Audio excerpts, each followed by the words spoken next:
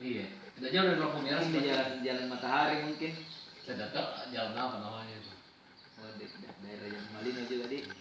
Kalau saya itu besar di Goa, di Mawang. Oh. Tamat SD di sana, sempat ke sekolah di SMP 1 Sungguh Binasa.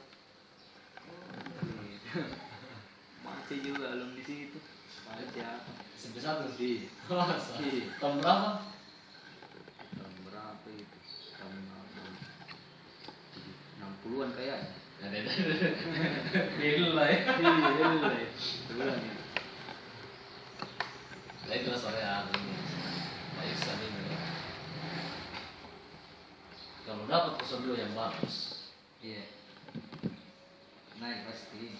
ya naik dan bagus hasilnya. Bagus sih. Dipegang itu banyak sekali basis massa. Akhirnya itu di kampung orang tidak respect sama dia. Gara-gara itu pelintannya. Iya, artinya kalau kok satu lagi dicakap.